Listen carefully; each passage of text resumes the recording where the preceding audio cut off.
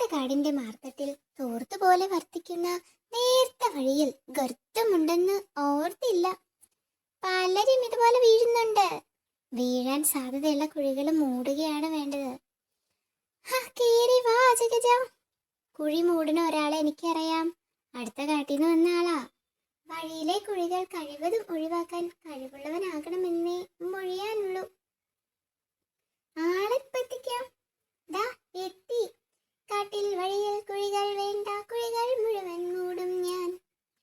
വഴിയാണെങ്കിൽ കുഴി വേണ്ട, കുഴിയുണ്ടെങ്കിൽ വഴിയില്ല. ഒരു തുടക്കമെന്ന നിലയ്ക്ക് ആദ്യം ഈ കുഴി തന്നെ മൂടിക്കോളൂ. കണ്ണീർ നിറഞ്ഞ ചതിക്കുഴികൾ മണ്ണിട്ട് മൂടുവാൻ കാത്തിടണേ. കുഴികൾ ഭരിക്കുന്നോരേ, കുഴിമുത്തപ്പന്മാരെ, കുഴി ഇത് മൂടുകയാണേ, കുഴിയിൽ നിന്നും പോണേ. ഹലോ, പാട്ട് മാത്രാണോ? കുഴി മൂടുന്നില്ലേ? കുഴി മൂടുന്നതിന്റെ പ്രാർത്ഥനകളാ തീർന്നു, പണി തുടങ്ങുകയായി. ഇങ്ങനെ ഓരോ കല്ലിട്ട് മൂടിയ പണി എന്ന് തീരും? പതുക്കെ പതുക്കെ ഉണ്ടായ കുഴികളല്ലേ, പതുക്കെ പതുക്കെ മൂടണം.